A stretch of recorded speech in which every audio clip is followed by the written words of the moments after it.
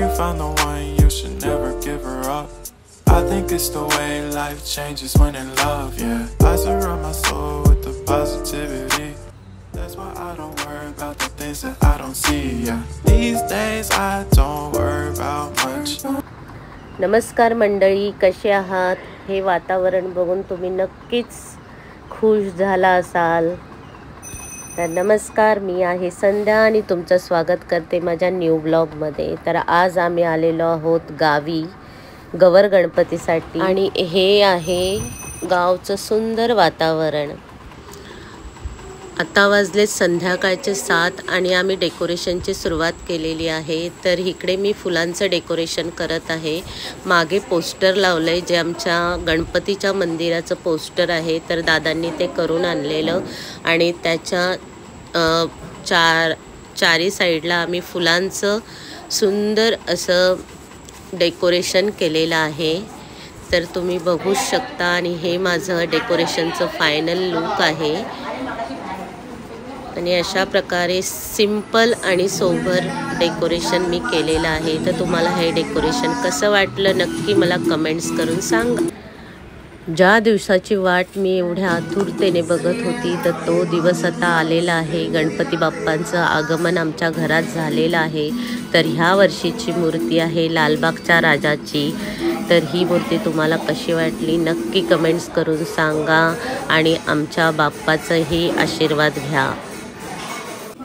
बाप्पाचं आगमन तर झालेलं आहे आणि इकडे आता नैवेद्याची तयारी चालू आहे. तर मोदकासाठी इकडे चव करण्याची तयारी चालू आहे आणि आता आपण थोड्याच वेळात मोदक करायला घेणार आहोत.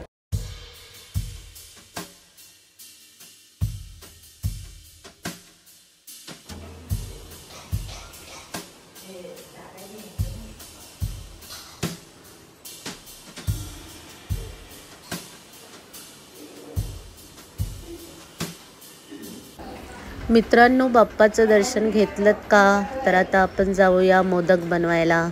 इकडे आम्ही मोदक बनवत आहोत.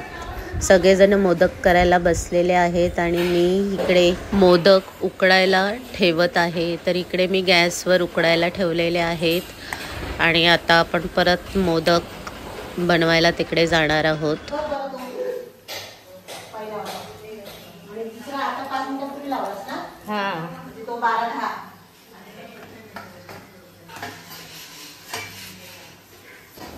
गाईज, आता मोदक तयार झालेले आहेत आणि आता आपण ते एका टोपलीमध्ये केळीचं पान ठेवलेलं आहे आणि त्याच्यावर आपण काढून घेणार आहोत.